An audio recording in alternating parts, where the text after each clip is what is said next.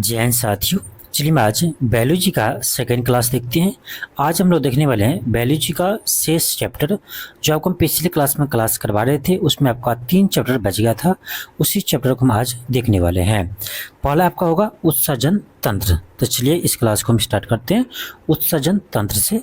आपका इसका first question है कि अल्कोहल के निराविशन के लिए निम्नलिखित मानव अंगों में कौन सा उत्तरदायी है। तो ये है आपका ब्रिक है, किडनी। ऑप्शन नंबर डी होगा। आगे बढ़ते आपका अगला क्वेश्चन है कि एक स्वस्थ मनुष्य एक दिन में निम्नलिखित में से मात्रा में पेशाब करता है। यानी एक स्वस्थ मनुष्य जो है वो एक दिन में कितने लीटर पेशाब करते हैं। तो लगभग 1.5 लीटर, यानी लगभग 1.5 लीटर एक मनुष्य प्रतिदिन पेशाब करते हैं। आपका ऑप्शन ए होगा। और पेशाब का पीएच मान याद रखिएगा, ये लगभग आपका 6 होता है। ठीक है, पेशाब का पीएच मान लगभग 6 होता है, यानी अम्लीय होता है। आगे बढ़ते अगला क्वेश्चन है कि मानव मूत्र का पीला रंग एक वर्णक के कारण होता है, जिसे कहते हैं, इसको कहते हैं हम यूरोक्रोम। यानी मानव मूत्र पीला क्यों होते हैं? तो यूरोक्रोम के कारण होते हैं। तो आपका ऑप्शन नंबर बी होगा। नेक्स्ट आपका क्वेश्चन है कि मनुष्य शरीर में खून के शुद्धिकरण की प्रक्रिया को कहते हैं, उसे हम कहते हैं डायलिसिस। क्या कहते हैं? डायलिसिस कहते हैं। ऑप्शन आपका ए होगा। आपका नेक्स्ट क्वेश्चन है कि अपोहक जिसके कार्य संपादन हेतु प्रयुक्त होता है वह क्या है? तो वो है आपका ब्रिक, यानी किडनी। ऑप्शन नंबर बी होगा। नेक्स्ट आपका क्वेश्चन है कि निम्न में से कौन सा सही है? निम्न में से कौन सा कथन आपका सही है? आपका इसमें हो जाएगा ऑप्शन सी, शरीर में सारा रक्त किडनी के माध्यम से शुद्ध होता है। शरीर में सभी रक्त किडनी के माध्यम से शुद्ध होते हैं। ऑप्शन सी होगा। आपका नेक्स्ट है कि यूरिया किसके द्वारा रक्त से पृथक होता है, यानी रक्त से अलग होता है? तो याद रखना, गुर्दा के द्वारा। ठीक है, ऑप्शन नंबर क्या होगा? डी होगा। आपका नेक्स्ट क्वेश्चन है कि मानव में गुर्दे निम्नलिखित में से किस प्रणाली के अंग है? मानव में गुर्दा जो है वो किस प्रणाली का अंग है? ये आपका होगा एक्सक्रिएशन। ऑप्शन नंबर सी होगा। आपका अगला है कि ब्रिक से प्रति मिनट औसत रक्त प्रवाह होता है। ब्रिक से प्रति मिनट औसत रक्त प्रवाह होते हैं। तो ये होता है आपका लगभग 1200 सीसी। ऑप्शन नंबर क्या होगा? बी होगा, 1200 सीसी। नेक्स्ट का क्वेश्चन है, जब ब्रिक कार्य करना बंद कर देते हैं तो निम्न में से कौन सा पदार्थ जमा होता है? निम्न में से कौन सा पदार्थ जमा होता है? तो रक्त में नत्र जनित अवशिष्ट पदार्थ क्या होते हैं? जमा हो जाते हैं। ऑप्शन नंबर डी होगा। आपका अगला क्वेश्चन है कि निम्नलिखित में से कौन सा मानव गुर्दे का सामान्य कार्य नहीं है? मानव गुर्दे का सामान्य कार्य नहीं है, इसमें पूछ रहा है मानव गुर्दे का कौन सा कार्य नहीं है। तो रक्त में जल की मात्रा को नियंत्रण करना, ये तो है। रक्त में शर्करा की मात्रा को नियंत्रण करना, ये इसका काम नहीं है। आपको पता होगा इसका काम इंसुलिन करता है। इंसुलिन का कार्य होता है रक्त में शर्करा की मात्रा को नियंत्रण करना। ठीक है, तो ये आपका गुर्दा का काम नहीं है, बाकी सभी काम इसका है। तो आपका ऑप्शन बी हो जाएगा। आपका अगला क्वेश्चन है कि मानव ब्रिक अस्मरी, यानी किडनी स्टोन जिसको बोलते हैं पथरी। ठीक है, तो मानव ब्रिक में जो स्टोन बनते हैं तो पाए जाने वाला प्रमुख रासायनिक यौगिक है। मतलब सिंपल आपसे प्रश्न पूछ रहा है कि मानव के ब्रिक में जो स्टोन बनते हैं, यानी जिसको हम लोग आम भाषा में पत्थर बोलते हैं, तो वो किसका बना होता है? ठीक है, तो ये आपका कैल्शियम ऑक्जिलेट का बना होता है। ठीक है, कैल्शियम ऑक्जिलेट का बना होता है, यानी पथरी जिसको बोलते हैं अपने आम भाषा में। तो पथरी आपका कैल्शियम ऑक्जिलेट के बने होते हैं। तो आपका ऑप्शन क्या होगा? सी होगा। चलिए आगे बढ़ते हैं। आपका अगला क्वेश्चन है, मानव गुर्दे में बनने वाली पथरी प्रायः बनी होती है। तो पथरी अभी आपको पता है किसका बनी होती है? तो कैल्शियम ऑक्जिलेट की। ऑप्शन ए होगा।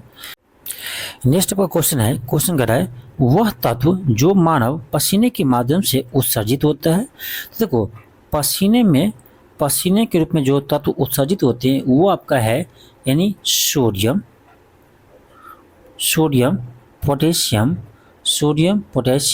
कैल्शियम, मैग्नीशियम, जिंक, ठीक है। तो ये सभी आपका पसीने के रूप में बाहर निकलते हैं। तो मैग्नीशियम और जिंक दोनों है, इसलिए आपका ऑप्शन ई होगा, एक से अधिक। आपका अगला चैप्टर ही है तंत्रिका तंत्र। बहुत ही महत्वपूर्ण चैप्टर है, खास करके आपका बीपीएससी एग्जाम के लिए।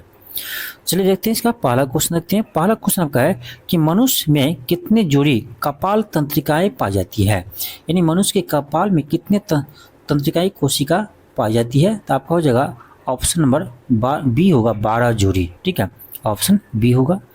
आपका अगला क्वेश्चन है कि केशरक्ष रज्जु यानी स्पाइनल कोड में कितनी जोड़ियां तंत्रिकाएं निकलती है, स्पाइनल कोड से कितनी जोड़ी तंत्रिकाएं निकलती है। ये आपका होगा 31 जोड़ी। अब देखिए बीपीएससी में पूछा हुआ है। ठीक है, आपका अगला क्वेश्चन है कि मस्तिष्क जिम्मेदार है, मस्तिष्क जो है वो किस कार्य के लिए जिम्मेदार है। देखिए, ये सोचने के लिए, हृदय की गति के नियंत्रित करने के लिए, शरीर के संतुलन के लिए, ये सभी कार्य करते हैं कौन, मस्तिष्क। ठीक है, तो ऑप्शन आपका डी होगा। ठीक है, ऑप्शन डी होगा। आपका अगला है कि मानव मस्तिष्क के बारे में निम्नलिखित तथ्यों पर विचार कीजिए। आपको विचार करना है। फर्स्ट है कि मस्तिष्क हृदय गति को नियंत्रित रखने के लिए उत्तरदायी है। बिल्कुल सही है, आपका फर्स्ट बिल्कुल सही है। सेकेंड है यह शरीर के संतुलन के लिए उत्तरदायी है। अभी हम लोग देखे थे, ये भी सही है।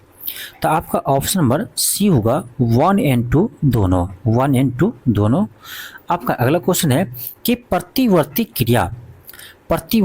क्रिया यानी रिफ्लेक्स एक्शन का नियंत्रण केंद्र कहाँ होता है।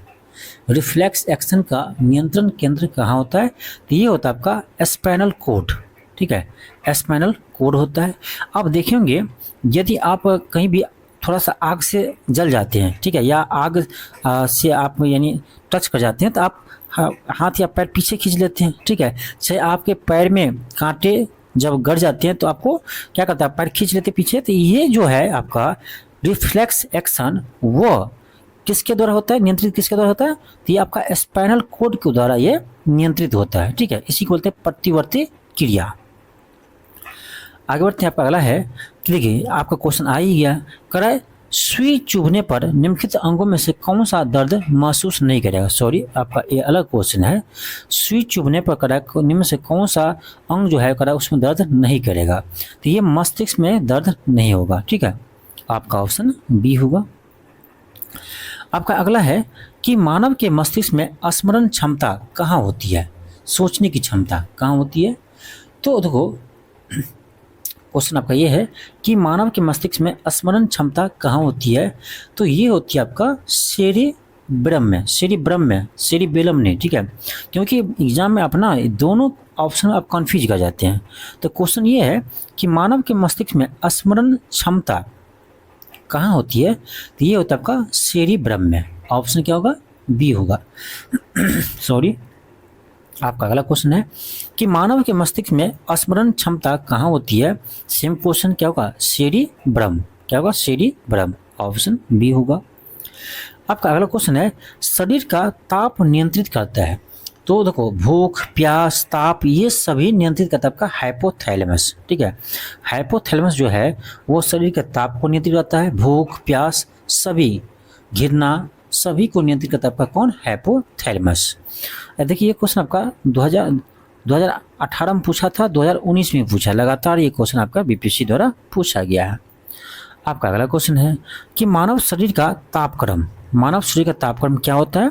तो न ही जाड़े में घटते हैं और न ही गर्मियों में बढ़ते हैं। ठीक है, तो ये समतापी होते हैं मानव। ठीक है, तो मानव में जाड़ों में न इसका तापमान घटते हैं शरीर का, न ही गर्मियों में इसका तापमान बढ़ते हैं। ठीक है, ऑप्शन सी होगा, यानी कांस्टेंट रहते हैं। आपका अगला है कि सामान्य मानव शरीर का तापमान होता है। तो ये तो आप पढ़ते होंगे 37 डिग्री सी होता है। ठीक है, अब इसी को फ़ारेनहाइट में बदलेंगे तो ये आपका आएगा 98.6 फ़ारेनहाइट। क्या आएगा, 98.6 फ़ारेनहाइट आएगा। अब देखिए ये आपका किसी ऑप्शन में नहीं दिया है। तो आपको देखो 98 यहाँ भी है, 98 यहाँ भी है, तो जब तक आपका पूरा याद नहीं रहेगा तब नहीं बनेगा। लेकिन यदि आपको 37 डिग्री सी पता है तो आप एक फार्मूला को यूज करके फ़ारेनहाइट में बदल सकते हो, जरूरी नहीं कि सब में याद रखना, ठीक है। तो F माइनस 32/180 बराबर C/100 करके आप सेल्सियस को फ़ारेनहाइट में बदल सकते हैं इस फार्मूला को यूज करके, ठीक है। तो क्या होगा, ऑप्शन डी होगा 98.6 फ़ारेनहाइट। और डिग्री सी में कितना होता है, तो ये आपका आता है 37 डिग्री सी, और इसको आप केल्विन बदलेंगे तो ये आपका आ जाएगा 310 केल्विन, ठीक है। तो ये तीनों आप याद रख सकते हैं, नहीं तो एक आप याद रखेंगे, दोनों में आप बदल सकते हैं, ठीक है। आपका अगला क्वेश्चन है कि मानव मस्तिष्क के निम्नलिखित भागों में से कौन सा एक निगरण और उल्टी का नियंत्रण केंद्र होता है। निगरण और उल्टी का नियंत्रण केंद्र होता है, तो ये होता है आपका मेडुला ऑब्लेंगा। कौन होते हैं, मेडुला ऑब्लेंगा, ठीक है। ये आपका एस यानी यूपीएससी एग्जाम में 2007 में क्वेश्चन पूछा गया है। आपका अगला चैप्टर यहाँ से अंतःस्रावी तंत्र। अंतःस्रावी तंत्र चलिए देखते हैं। इसका पहला क्वेश्चन आपका है कि निम्नलिखित में से मनुष्य शरीर में कौन सा ग्रंथि वाहिनीहीन है। कौन सी ग्रंथि वाहिनीहीन है, तो ये आपका अंतःस्रावी ग्रंथि, ऑप्शन सी होगा। आपका अगला क्वेश्चन है कि मानव शरीर में सबसे छोटी अंतःस्रावी ग्रंथि कौन सी है। मानव शरीर में सबसे छोटी अंतःस्रावी ग्रंथि कौन है, तो ये है आपका प्यूटरी ग्रंथि, और इसे हम मास्टर ग्रंथि भी कहते हैं, ठीक है। इसे हम मास्टर ग्रंथि भी कहते हैं। आपका अगला क्वेश्चन है कि पीयूष यानी प्यूटरी ग्रंथि स्थित होते हैं कहाँ, तो स्थित ये आपका मस्तिष्क में स्थित होते हैं, तो आपका ऑप्शन नंबर डी होगा। क्या होगा, आपका ऑप्शन डी होगा।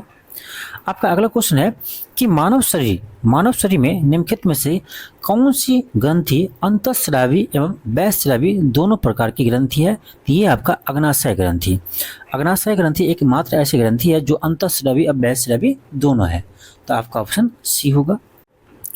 नेक्स्ट आपका क्वेश्चन है कि पित्तपिंड कहाँ पाई जाने वाली कोशिकाओं की संहति है, ये आपका अंडाशय, ऑप्शन नंबर बी होगा। आपका अगला क्वेश्चन है कि मानव शरीर में निम्नलिखित में से कौन सी कोशिकाएं एंड्रोजन हार्मोन स्रावित करते हैं। कौन सी कोशिका है जो एंड्रोजन हार्मोन स्रावित करते हैं, तो यह आपका होगा लेडिंग की कोशिकाएं, ऑप्शन नंबर बी होगा। आगे बढ़ते हैं। आपका अगला क्वेश्चन है, इसमें आपको मैच करना है, ठीक है। कॉलम 1 को कॉलम 2 के साथ मैच करना है।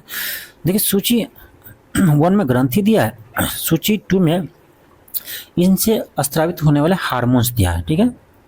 सॉरी, चलिए देखते हैं। सबसे पहले हम देखेंगे पीयूष ग्रंथि। तो पीयूष ग्रंथि ये क्या है, इसको बोलते हैं वृद्धि हार्मोन, ठीक है। तो आपका बी का क्या होगा, 3 हो जाएगा। बी का 3 देखिए, इसमें भी है और इसमें भी है। ए में क्या है, जनन ग्रंथि, तो ये आपका प्रोजेस्टेरोन, ठीक है। ये का आपका 2 होगा, तो ये भी इसमें भी है, इसमें है। अब देखिए जब तक इसमें 3 आपको पता नहीं है क्वेश्चन नहीं बनेगा।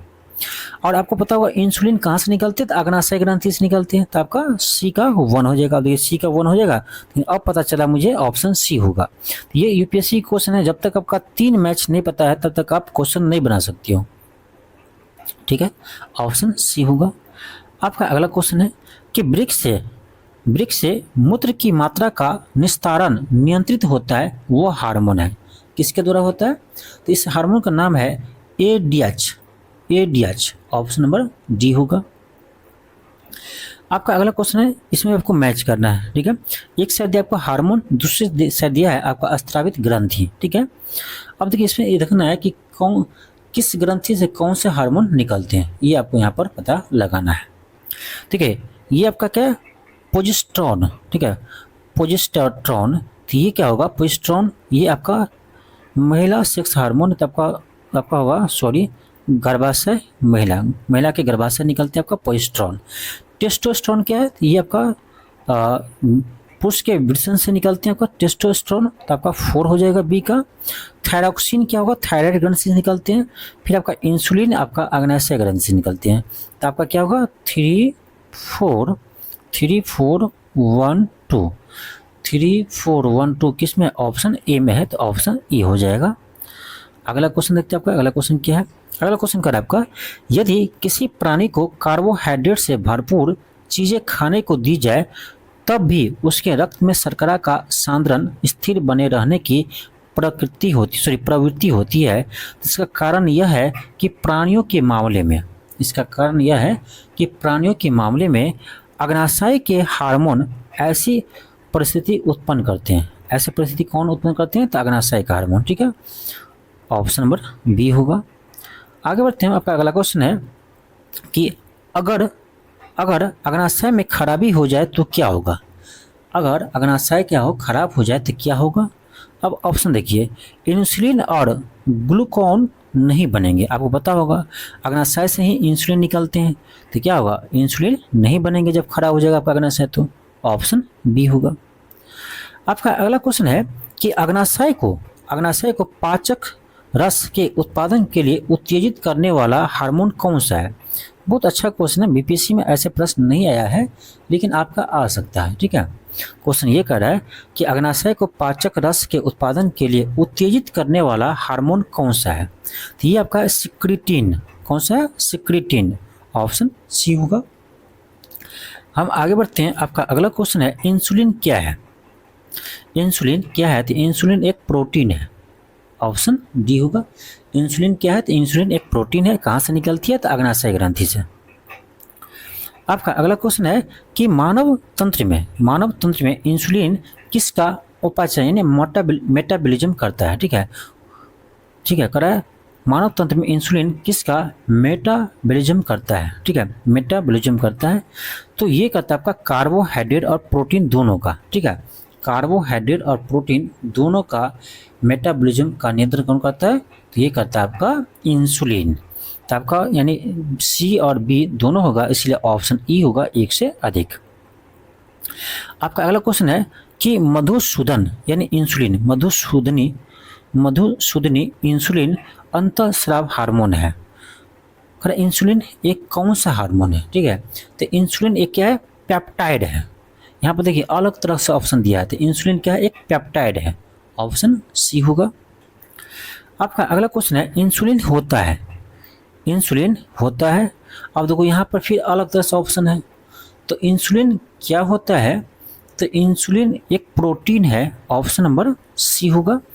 ठीक है, आपका अगला क्वेश्चन है कि इंसुलिन का उत्पादन किया जाता है, तो पहले बता चुके आपको कि ये आपका आइलेट्स ऑफ लैंगरहैंस के द्वारा। ठीक है, ऑप्शन ए होगा। आपका अगला है कि मानव हार्मोन्स इंसुलिन उत्पन्न होता है तो कहाँ से होते हैं? अग्नाशय से। ठीक है, अग्नाशय से इंसुलिन का स्रावन होता है। ऑप्शन नंबर बी होगा।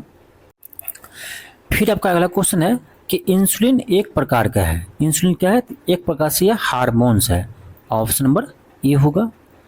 आपका अगला क्वेश्चन है कि निम्नलिखित में से कौन सा हार्मोन अग्नाशय द्वारा उत्पन्न होता है? तो ये कौन सा होगा? अग्नाशय द्वारा उत्पन्न होता है, तो ये आपका है इंसुलिन। ऑप्शन नंबर बी होगा। ये क्वेश्चन बहुत बार रिपीट किया अलग अलग भाषा में। ठीक है, अगला क्वेश्चन क्या है कि इंसुलिन में निम्नलिखित में से कौन सा धातु होता है? इंसुलिन में कौन सा धातु होता है? तो ये होता है आपका जस्ता। ठीक है, इंसुलिन में कौन से धातु होते हैं? तो जस्ता होता है। आपका अगला क्वेश्चन है कि इंसुलिन प्राप्त होता है, इसको आप स्टार लगाइएगा, हालांकि ये बीपीएससी ने बहुत पहले पूछ चुका है क्वेश्चन। तो क्या इंसुलिन प्राप्त होता है? तो आपका होगा ऑप्शन नंबर बी, डहेलिया की जड़ों से। डहेलिया की जड़ों से। ऑप्शन नंबर बी होगा। आपका अगला क्वेश्चन है कि निम्नलिखित में से कौन सा युग्म सही सुमेलित नहीं है? कौन सा जोड़ा सही सुमेलित नहीं है, ये देखना आपका। तो इंसुलिन क्या है? रक्त शर्करा को नियंत्रित करते हैं, ये तो बिल्कुल सही है। मेलाटोनिन क्या है? तो निद्रा को नियंत्रित करते हैं। हमको निद्रा क्यों आता है? तो मेलाटोनिन के कारण। फिर आपका ऑक्सीटोसिन, तो स्तन ग्रंथि से दूध का निःसरण होता है, बिल्कुल सही है। फिर आपका है गैस्ट्रिन। क्या है? गैस्ट्रिन। तो गैस्ट्रिन क्या दिया आपका? रक्तचाप का नियमन, ये आपका गलत है। ठीक है, रक्तचाप का नियमन आपका गैस्ट्रिन नहीं करते हैं। ठीक है,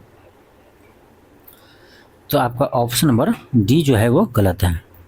आपका अगला क्वेश्चन है, करा माँ और शिशु के बीच गले लगना, चूमना निम्न हार्मोन में से किसके मोचन को प्रेरित करता है, तो ये करता है आपका ऑक्सीटोसिन। ठीक है, ऑप्शन नंबर डी होगा।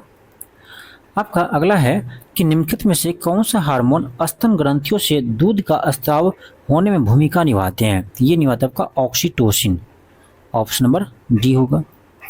आपका नेक्स्ट क्वेश्चन है, निम्न से कौन सा प्रोटीन नहीं है।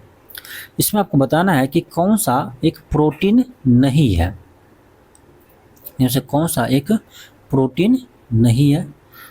तो इसमें क्या है, कैरोटीन, कैरोटीन तो है, फिर आपका फैब्रिन ये भी है, कैलोजन ये भी है, लेकिन ऑक्सीटोसिन ये आपका हार्मोन्स है, ना कि प्रोटीन। ठीक है, तो ऑक्सीटोसिन क्या है, ये ऑक्सीटोसिन एक हार्मोन्स है। यहाँ पर देखिए क्वेश्चन में ही लिखा है कि कौन सा हार्मोन रक्त ग्रंथि से स्तन ग्रंथि से दूध का स्राव करता है, तो ये कौन सा है, ऑक्सीटोसिन है। तो यहाँ पर हम लोग देखें कि ऑक्सीटोसिन क्या एक हार्मोन है, तो क्वेश्चन से भी क्वेश्चन आप बना सकते हो। और यहाँ पर कह रहा है कौन प्रोटीन नहीं है, तो ये ऑक्सीटोसिन, क्योंकि ऑक्सीटोसिन एक हार्मोन है। आपका अगला क्वेश्चन है, कह रहा गाय और भैंस को थनों से दूध उतारने के लिए किस हार्मोन का सुई लगाई जाती है। आप देखेंगे कि गाय को दूध देने के लिए सुई लगाते हैं, ये कौन सा सुई होता है, ये होता है आपका ऑक्सीटोसिन की सुई, ऑप्शन नंबर बी होगा, क्योंकि दूध देने के प्रेरित करता है आपको कौन, ऑक्सीटोसिन। आपका अगला है कि कौन सी ग्रंथि दूध निष्कासन हार्मोन्स ऑक्सीटोसिन का स्रावन करती है, तो फिर आपका यह क्वेश्चन आ गया। अब क्वेश्चन ये पूछ रहा है आपका ऑक्सीटोसिन का स्रावन कहाँ से होता है, ये होता है आपका पीयूष ग्रंथि से। ठीक है, ऑप्शन नंबर ए होगा, सॉरी किस ग्रंथि से होता है, पीयूष ग्रंथि से होता है, अतः आपका ऑप्शन नंबर ए होगा। आपका अगला क्वेश्चन कर रहा है, क्वेश्चन कर आपका कि पीयूष ग्रंथि अपने प्रेरक हार्मोन्स की वजह से अंतःस्रावी ग्रंथियों की स्रावी सक्रियताओं को नियंत्रित करती है। निम्नलिखित में से कौन सी एक अंतःस्रावी ग्रंथि पीयूष ग्रंथि से स्वतंत्र कार्य कर सकती है। कौन सी ग्रंथि है जो पीयूष ग्रंथि से स्वतंत्र कार्य कर सकती है, तो ये आपका टाओ2, ऑप्शन नंबर बी होगा। आपका नेक्स्ट क्वेश्चन है कि आयोडीन युक्त नमक उपयोगी होता है क्योंकि यह थायराइड ग्रंथि का नियंत्रित करता है, ऑप्शन नंबर सी होगा। आपका अगला क्वेश्चन है, कारण नीचे दिए गए कथन में दिया गया उसके बाद उसका कारण दिया गया, यानी दो आपका कथन और कारण दिया, इसमें बताना कौन सही है। कथन है कि पहाड़ी क्षेत्रों में ग्वाइटर यानी घेंघा रोग एक सामान्य बीमारी है।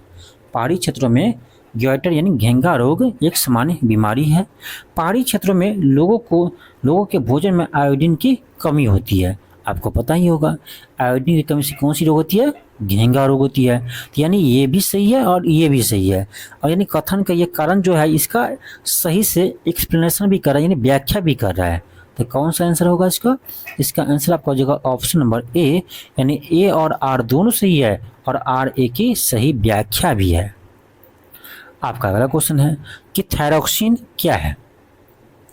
थायरॉक्सिन एक हार्मोन है जो थायराइड ग्रंथि से निकलते हैं, तो ऑप्शन बी होगा। आपका अगला क्वेश्चन है कि आयोडीन युक्त हार्मोन्स है, तो कौन सी है, ये आपका है आयोडीन युक्त हार्मोन्स कौन सी है, तो थायरॉक्सिन है, ऑप्शन नंबर ए होगा। आगे बढ़ते हैं हम। आपका अगला क्वेश्चन है कि थायराइड ग्रंथि से थायरॉक्सिन हार्मोन्स स्रावित करने के लिए उत्तेजित करने वाली अंतःस्रावी हार्मोन कौन सी है। ये भी आपका अच्छा क्वेश्चन है, हालांकि ये क्वेश्चन बीपीएससी ने पूछा है आपका 2001 में। ठीक है, तो रिपीट कर सकता है, ऐसा क्या बीपीएससी बहुत बार क्वेश्चन रिपीट करते हैं, ऐसा नहीं है। ठीक है, तो इसका होगा आपका option number A, TSH hormone जो है वो थायराइड ग्रंथि से थायरॉक्सिन हार्मोन स्रावित करने के लिए क्या करते हैं, उत्तेजित करते हैं, यानी प्रेरित करते हैं, तो ऑप्शन ए होगा। हम आगे बढ़ते हैं। आपका अगला क्वेश्चन है, इसमें आपको फिर मैच करना है। ठीक है, इसमें क्या करना है, आपको मैच करना है कॉलम 1 को कॉलम 2 के साथ। ठीक है, अब देखिए इसमें क्या दिया है, पहले एंड्रोलिन दिया है। तो एंड्रोलिन हार्मोन्स ऐसा है वो क्या करते हैं, तो क्रोध, भय, खतरा इसे आपको दिलाता है। तो इसका क्या हो जाएगा, आपका इसका फर्स्ट हो जाएगा, ए का फर्स्ट हो जाएगा। उसके बाद है एस्ट्रोजन। तो एस्ट्रोजन क्या है, यह एक स्त्री हार्मोन है, आपका ऑप्शन बी का क्या होगा, 3 होगा। फिर आपका इंसुलिन।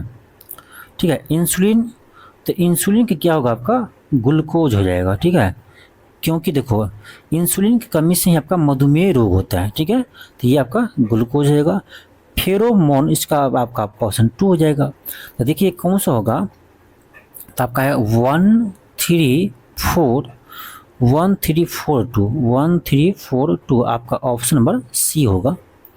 हम आगे बढ़ते हैं। आपका अगला क्वेश्चन है कि कौन सा हार्मोन लड़ो और ऊरो हार्मोन्स कहलाता है।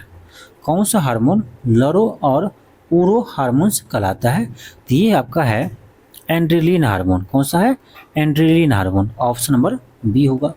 तो हम एंड्रेलिन हार्मोन को हम लड़ो और ऊरो हार्मोन कहते हैं, ठीक है। आपका ऑप्शन नंबर क्या होगा, तो बी होगा। आपका अगला क्वेश्चन है किस हार्मोन्स के स्रावित होने से हृदय गति बढ़ जाते हैं और उत्तेजना का अनुभव होता है। किस हार्मोन के स्रावित होने से हृदय गति बढ़ जाते हैं और उत्तेजना का अनुभव होता है। तो ये आपका है एंड्रेलिन हार्मोन। कौन सी है, एंड्रेलिन हार्मोन, ऑप्शन नंबर सी होगा। आपका नेक्स्ट क्वेश्चन है कि एस्ट्रोजन किसके द्वारा उत्पादित होता है। ये होता है आपका पुटिका के द्वारा, ऑप्शन नंबर बी होगा। आपका नेक्स्ट क्वेश्चन है कि एस्ट्रोजन क्या है। तो एस्ट्रोजन एक हार्मोन्स है, ऑप्शन बी होगा। एस्ट्रोजन क्या है, एक हार्मोन्स है। आपका अगला क्वेश्चन है कि महिला सेक्स हार्मोन है। तो ये कौन सा है। तो ये आपका है एस्ट्रोजन। एस्ट्रोजन क्या है, तो ये महिला सेक्स हार्मोन है। आपका ऑप्शन नंबर ए होगा। आपका नेक्स्ट क्वेश्चन आपका है कि निम्नलिखित हार्मोन्स में से कौन सा एक स्त्रीलिंग हार्मोन है। निम्न से कौन सा एक स्त्रीलिंग हार्मोन है। तो आपका है एस्ट्रोजन। एस्ट्रोजन क्या है, एक स्त्रीलिंग हार्मोन है, ठीक है। हम आगे बढ़ते हैं। आपका अगला क्वेश्चन है करे स्त्रियों में रज्जु निवृत्ति के पश्चात निम्न में से किस हार्मोन्स का उत्पादन समाप्त हो जाता है। रज्जु निवृत्ति होने के बाद किस हार्मोन्स का समाप्त हो जाता है, ठीक है। तो ये आपका है प्रोजेस्टेरोन और एस्ट्रोजन, ये दोनों हार्मोन समाप्त हो जाते हैं, ठीक है। इसके लिए इसका आंसर क्या होना चाहिए, आपका ए और सी दोनों होगा, ठीक है। इसको आप याद रखना। नेक्स्ट आपका क्वेश्चन है कि मानव शरीर के संदर्भ में निम्नलिखित कथनों पर विचार कीजिए। पहला है किसी व्यक्ति द्वारा व्यायाम करने पर सोमैट्रोपिन का उत्पादन बढ़ जाता है, बिल्कुल सही है। पुरुषों की जनन ग्रंथियों प्रोजेस्टेरोन उत्पन्न करती है, ये गलत है, ये पुरुष नहीं करती है, महिला करती है, ठीक है। तो ये आपका बी जो है वो गलत हो जाएगा। थर्ड है महिलाओं की अधिवृक्क ग्रंथियां टेस्टोस्टेरोन उत्पन्न करती है। अब देखो टेस्टोस्टेरोन महिला नहीं पुरुष करते हैं, ठीक है। तो आपका यहाँ पर उल्टा दिया गया है, ठीक है, तो ये भी गलत है। फोर है प्रतिबल के कारण अधिवृक्क ग्रंथियों के समान तुलना में बहुत कम ही मात्रा में कार्टोसोल मोचित होता है, ये भी सही है। तो आपका ऑप्शन डी होगा, 1 और 4 आपका सही है। आगे बढ़ते आपका अगला क्वेश्चन है, इसमें भी आपको सूची 1 को सूची 2 के साथ आपको क्या करना है, मैच करना है। सूची 1 को सूची 2 के साथ मैच करना है। अब देखो ए में क्या दिया है, हार्मोन। इसमें देखना है कौन हार्मोन्स है। तो टेस्टोस्टेरोन क्या है, ये हार्मोन है, ठीक है। टेस्टोस्टेरोन क्या है, हार्मोन है। एंजाइम लैपेज क्या है, एक एंजाइम है। तो आपका बी का 1 होगा, ठीक है, बी का 1 होगा। पॉलीएथीन क्या है, ये बहुलक है, क्या है, बहुलक है। तो आपका डी का 4 होगा, फिर इसका आपका ये हो जाएगा। तो देखा जाए तो कौन सा होगा, 2134 आपका ऑप्शन नंबर ए होगा। चलिए आगे बढ़ते हैं। आपका अगला क्वेश्चन है कि मानव शरीर में निम्नलिखित हार्मोन्स में से कौन सा रक्त कैल्शियम और फॉस्फेट को विनियमित करता है। मानव शरीर में से निम्नलिखित से कौन सा हार्मोन मानव शरीर में से निम्नलिखित हार्मोन में से कौन सा रक्त में कैल्शियम और फॉस्फेट को विनियमित करता है। कैल्शियम और फॉस्फेट को विनियमित करता है, तो ये करता है आपका पैराथायरॉयड हार्मोन। कौन करते हैं, पैराथायरॉयड हार्मोन, इसी को बोलते हैं प्राउटो हार्मोन। आपका अगला क्वेश्चन है, इसमें आपको कथन दिया है और कारण दिया है। पहला है कि सोते समय तीव्र प्रकाश अवांछनीय होता है। सोते समय तीव्र प्रकाश अवांछनीय होता है, बिल्कुल सही है। तीव्र प्रकाश में शरीर में मेलाटोनिन का उत्पादन अधिक होता है, गलत है। मेलाटोनिन का उत्पादन आपका ये तीव्र प्रकाश में नहीं होता, जबकि ये आपका रात को अधिक होता है, ठीक है। तो आपका सेकेंड गलत है, सेकेंड गलत है, फर्स्ट आपका सही है, तो ऑप्शन आपका सी होगा। ठीक है, ऑप्शन क्या होगा आपका? सी होगा। ठीक है, चलिए आगे बढ़ते हैं। आपका अगला क्वेश्चन है कि फेरोमोन्स पाए जाते हैं, फेरोमोन्स पाए जाते हैं, तो ये आपका कीटों में पाए जाते हैं, ऑप्शन ए होगा। आपका अगला चैप्टर है, आपका अगला चैप्टर है जनन एवं भ्रूणीय विकास, जनन एवं भ्रूणीय विकास। चलिए इसको देखते हैं। आपका इसका पहला क्वेश्चन है निषेचन की प्रक्रिया कहाँ होती है? निषेचन यानी फर्टिलाइजेशन की प्रक्रिया कहाँ पर होती है? तो ये होता है आपका अंडवाहिनी में। ठीक है, अंडवाहिनी में होते हैं, तो ऑप्शन आपका बी होगा। क्या होगा? ऑप्शन बी होगा। आपका अगला क्वेश्चन है कि मानव में शरीर के निम्नलिखित भागों में से किस एक में शुक्राणु डिम को निषेचित करता है? तो ये क्या होगा? डिम्बवाहिनी नली में, फॉलोवियन ट्यूब इसी को बोलते हैं, ऑप्शन नंबर बी होगा। हम आगे बढ़ते हैं। आपका अगला क्वेश्चन है, क्वेश्चन कर आपका कि मादा जनन पथ में पहुंचने के पश्चात मानव शुक्राणु अपनी निषेचन क्षमता सुरक्षित रखते हैं। यानी मादा जनन पथ में पहुंचने के बाद भी मानव शुक्राणु कर अपनी निषेचन क्षमता कितने समय के लिए वो क्या करते हैं? सुरक्षित रखते हैं।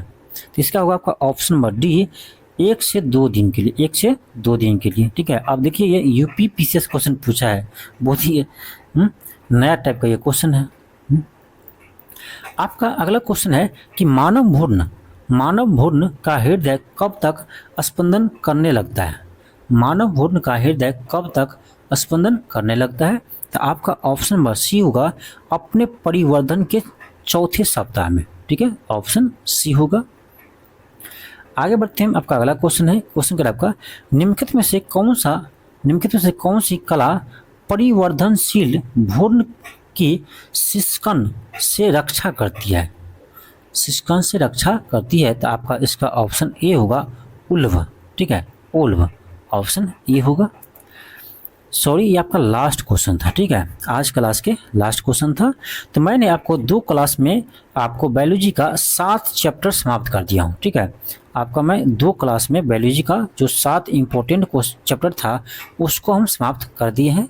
और मैं अगले 2 क्लास में जितने भी आपका बायोलॉजी का बाकी क्लास है, चैप्टर है जो इम्पोर्टेंट है आपके बीपीएससी एग्जाम के लिए, तो मैं इसको भी आपको कवर करवाऊंगा अगले 2 क्लास में। ठीक है, तो मेरा कोशिश रहेगा कि साइंस को पूरी तरह से आपको कवर करवा दे, जिससे आपको बीपीएससी में कहीं भी दिक्कत ना हो।